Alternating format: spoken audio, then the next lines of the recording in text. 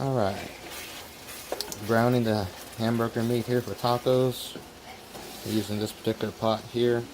Got about 4 pounds of hamburger in there. I start out with a few tablespoons of bacon grease. Then add the raw meat in there and constantly chop it up as it's browning and moving it around. I normally start on high, and when it gets to this point I turn it down.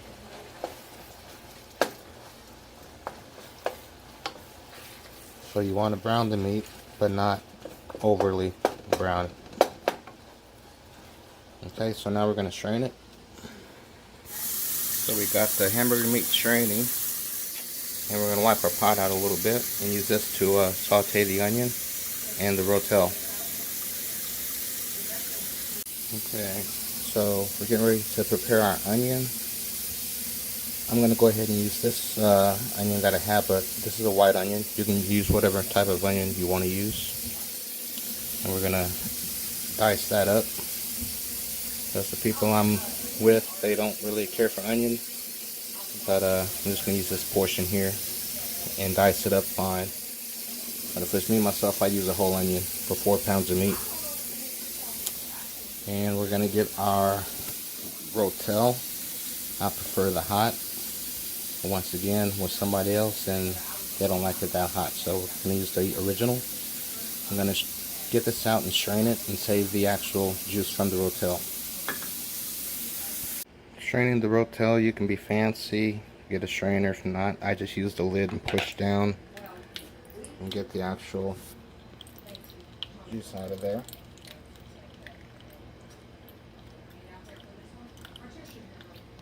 I'm going to go ahead and use both hands to get this as much of the juice out of the rotel as possible, because we're going to saute the rotel.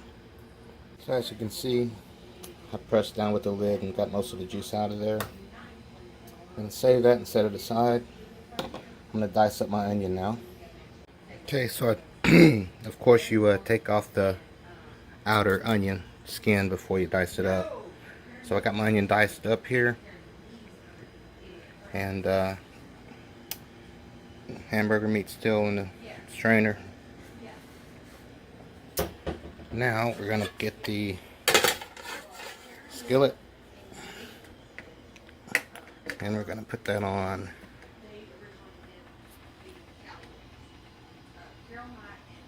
That's about a 7. I just want to get it hot. Get my bacon grease here. Actually, do it this way here. Just make sure you get some bacon grease in there.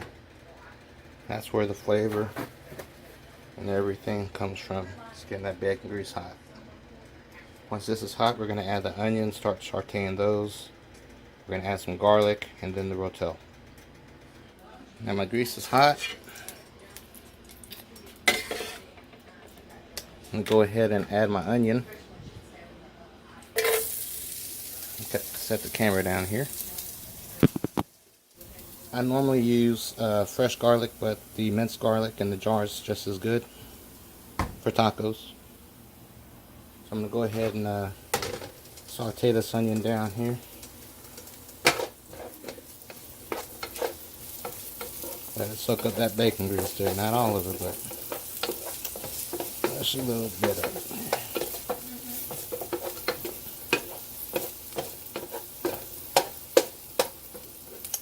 Now when you add your garlic, that garlic's going to cook quick, so you don't want to really burn the garlic. So got the temperature about 7.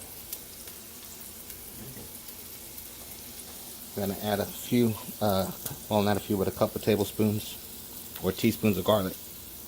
And when I mean teaspoons, I mean a spoon. So we got the garlic in there. I turn my heat down, so I don't want to really burn the garlic. I'm going to cook it quick. Once that gets mixed in there, we add the rotel.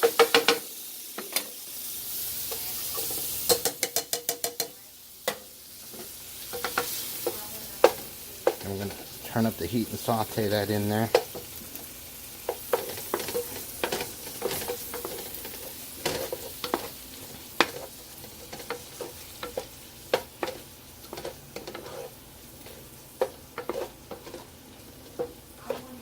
This way, when you got the rotel in there, it keeps your garlic from really burning it. But you want that to saute. Now, while that's sauteing, you want to get your season ready. 4 pounds of meat, gonna use 4 packs of season. Okay, I got my taco season open, ready to go.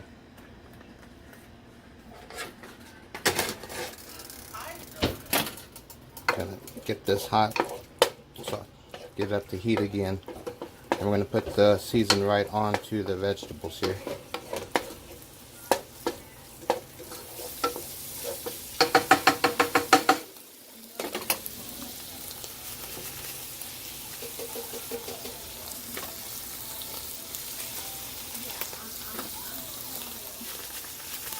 Making you a video so you can know how to cook it.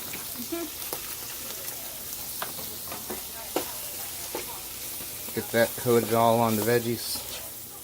And this is where we add the rotel juice back in. And we're just making a paste.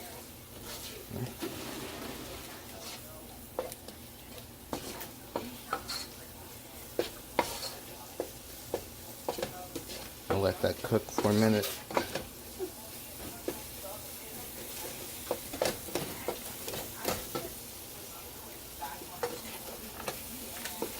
Oh, thank you.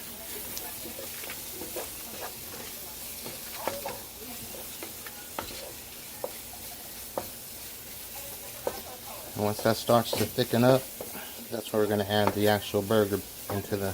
So added a hamburger meat back in there.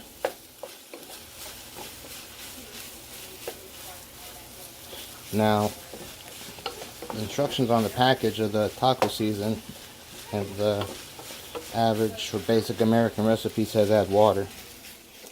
I use chicken broth.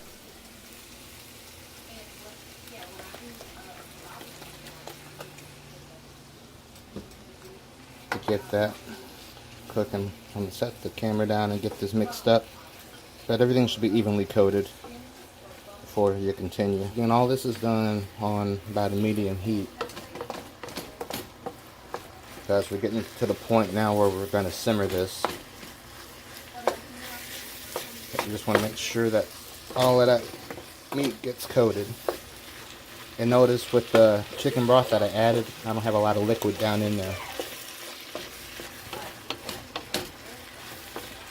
Because as it simmers, it's going to release liquid and the juices from the meat. And you can add a little water if you want to thin out those spices a little bit. I'm going to get a little water here.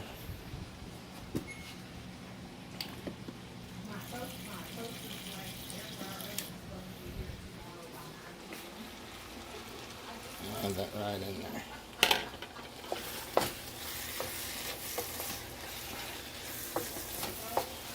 But really, use just as much chicken broth and water as you want to get the sauce. You don't want a lot of liquid in your taco meat, but you want it pliable. And I'm constantly chopping this up as it's cooking. I'm going to put the camera down and get another good stir on this and check my fluid levels in the pot. Now me myself, I like a little heat, so I got this little jalapeno pepper, but you can add whatever type of pepper you want in there. And I like a little zest on my taco. Here, I'm from South Texas, originally from Missouri, but spent a lot of time in South Texas. So just a little heat from that jalapeno pepper. But if you get the hot taco season, you don't need to add any extra heat. But I like a little zest in mine, so I'm adding that in there. But as you can see, the meat's coated. Got a nice little shine to it. I'm going to turn my heat down here to simmer. And notice I still don't got a lot of water in there. I did add a little bit more chicken broth.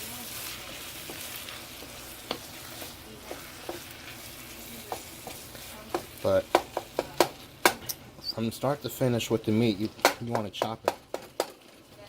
You want to break it up as much as you can. You see the rotel in there, you see bits of the onion, bits of the garlic in there.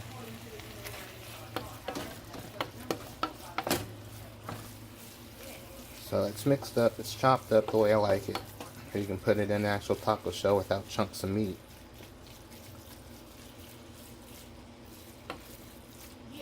But you get that texture by constantly chopping it as you're browning the meat. And you don't want to over brown the meat.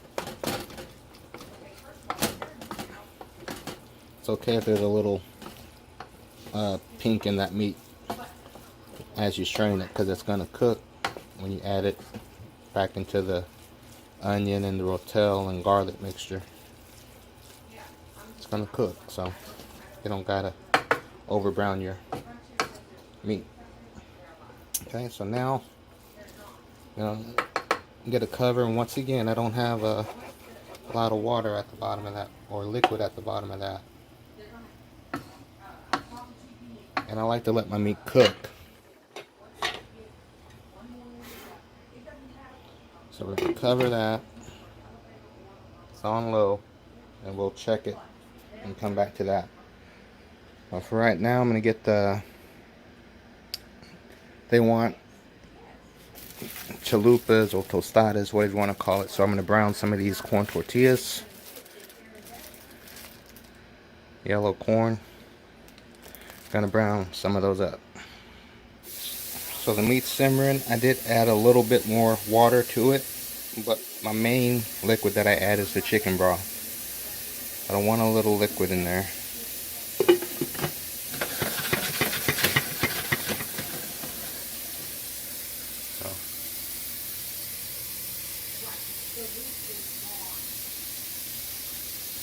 I'll let that simmer. And as that's simmering, I'm going to get my tostada shells ready. Now, one of the main things is to let that meat simmer and cook. A lot of people rush it, but you don't get the flavors. You have to let that meld together.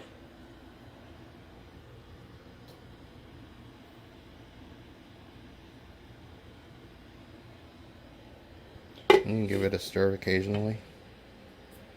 I've got a skillet.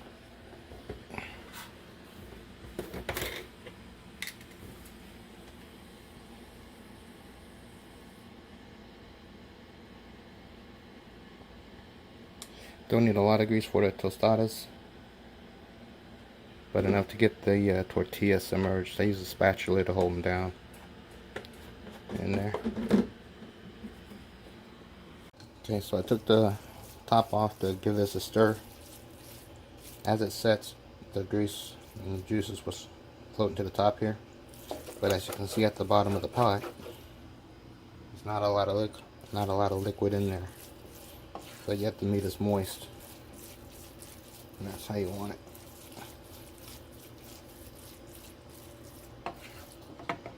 Get all those little bits from the side of the pot. Put all that in.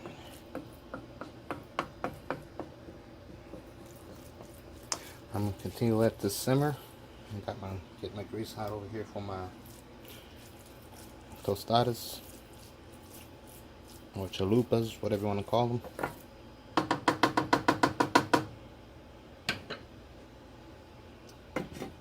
Just let that continue to cook. I normally simmer it for 45 minutes, an hour, or longer, depending on how hungry you are.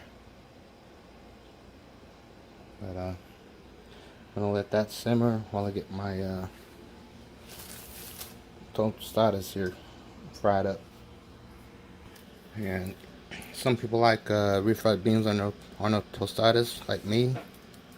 So this is the brand that I use, and we're just gonna get how many ever cans of it you want, and you're gonna just warm that up slowly. And you may just add just a little bit of water to get it the texture you need it to be. So, grease is heating up. Fresh corn tortillas. I'm going to put these beans on the back burner. Let them warm up. Want to get that tortilla shell in there and just let it hold it down under the oil.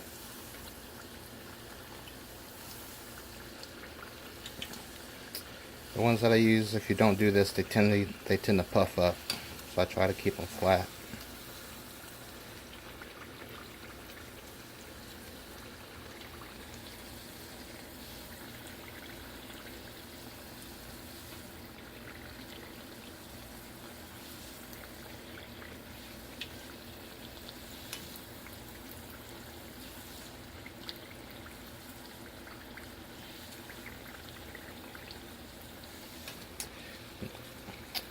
Now I put these in here until they get a certain color.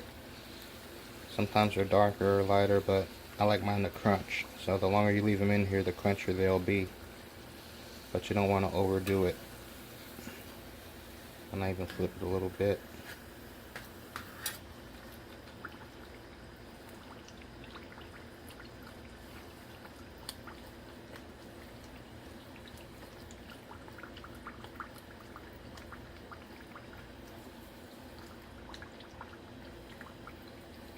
Once the bubbles slow down, should be getting close to done there. I normally use 2 hands, of course, but yeah.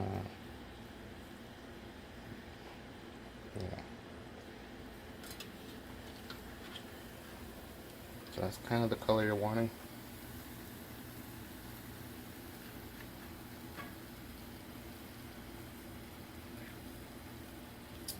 And I stand them up, let the grease drain off of them. Basically going into the grease.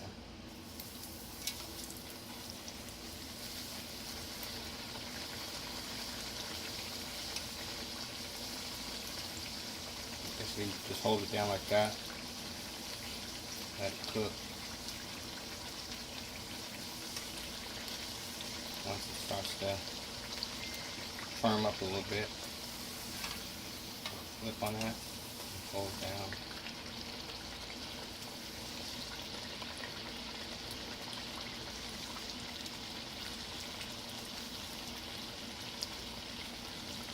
And if the grease is hot, it'll cook faster. Once the bubbles start to slow down, it's pretty much done.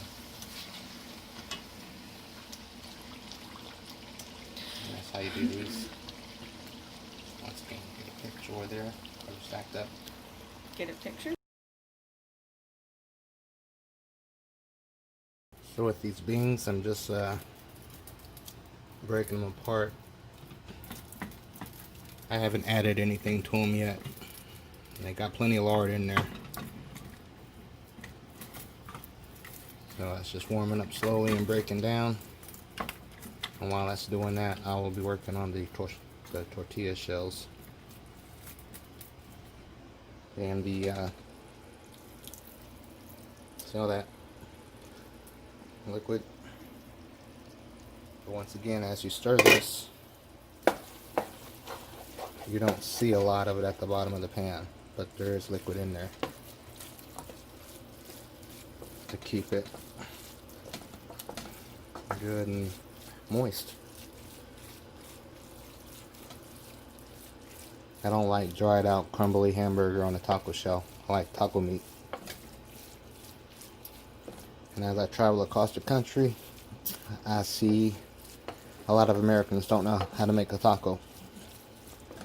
But when you get down to Texas, we eat a lot of Hispanic foods and got a large Hispanic culture down here in Texas. So I've picked up a few things along the way. especially living down in Corpus Christi, close to Mexico. You learn a lot of little things from the people down there that cook.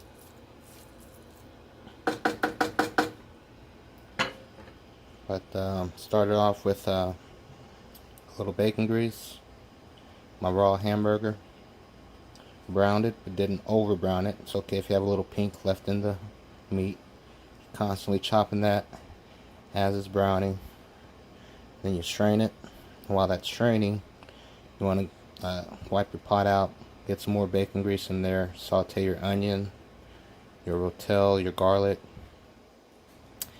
And once that's sauteed, you want to add your season straight to the actual vegetables. You don't want to put the meat in there and then put the season on the meat. You want to season the vegetables.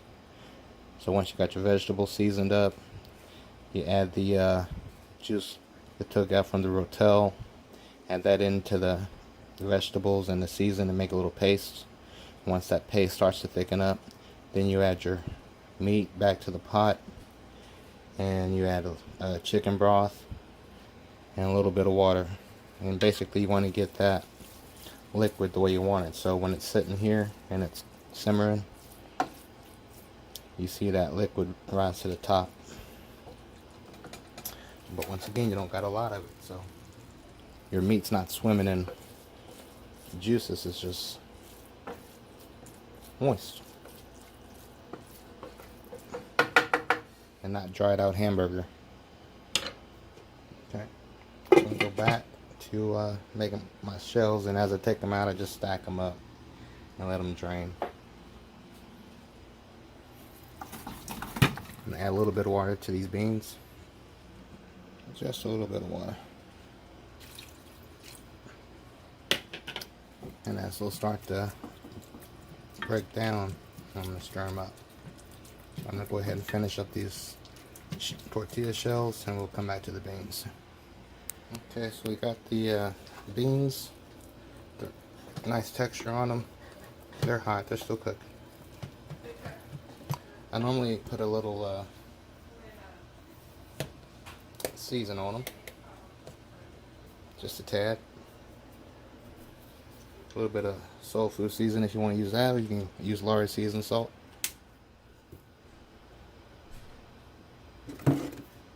And I use a little bit of nature season.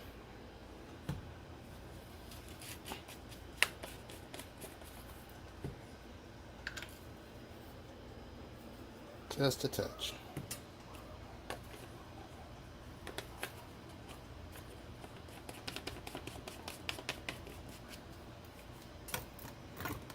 And of course a little black pepper if you want a little bit of pepper in there. And that's it. And I just stir them up. And there's my shells.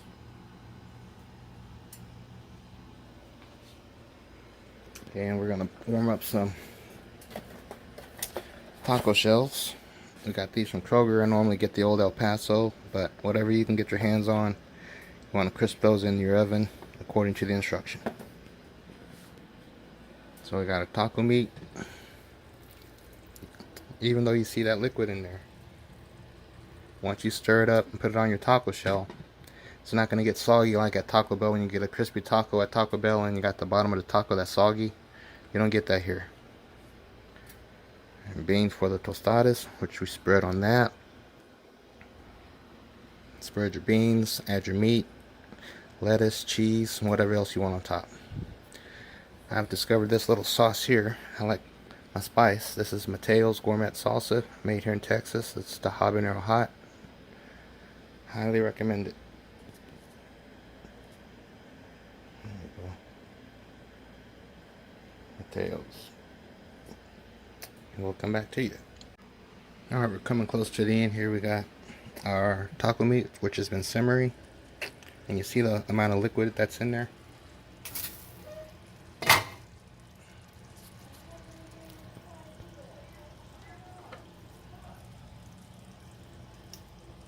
Coming through. But at the bottom, once again, you don't got a lot at the bottom, right? So when you stir that up, you're just mixing back in that goodness. You're just mixing that a little bit of bacon grease we added to it, the season. You're just mixing that back in there. So when you serve it, Just give it a stir, and you have all that flavor right there in the pot. When you take it out, you don't got big clumps of hamburger falling off your, spoon. You got taco meat. And this is the main thing I see when I travel coast to coast trucking across the United States is people don't know how to make taco meat. They brown some hamburger, throw some season on it, what they think is season, and they serve it. It's not about that. It's about technique. And I hope y'all out there try this recipe. It's nothing fancy. It's all about technique. When you add your spices, how you brown the meat. It's chemistry. But adding that season to the vegetables, I discovered gives my tacos a unique flavor. But if my friends and family here could eat all of this at once, they would. It's that good. We got the beans the right consistency here. They're still on simmer. Keep them fluid. And then we got our shells. Depending on how long you leave them in the grease, depends on what type of color you get. So, and then we got the store-bought shells here. We're going to warm those up and toast them. But me, I normally put, of course, the lettuce and cheese. But when I'm able, I spice it up. I'll, dice up some serrano peppers and sprinkle them on top of mine. Something spicy. But this is the basics of a good meal. Beans, meat. That won't sog your taco shell out. And of course, gotta have the sauce. Mateos. And we're gonna get ready to eat here in a moment. I'll plate some up and let y'all see it before we chat out on it. Use those beans to get a nice spread on there. And then you're gonna put a little taco meat. So we got our taco meat added on there. And you can make them as thick as you want. That's the beauty of cooking tacos and Mexican dishes at home. You can do it how you want to do it. So we're going to plate that here. Okay, here we have the finished chalupa tostada. Shell, beans, meat, lettuce, cheese, and whatever sauce or toppings you want to put on there. Make it how you like it.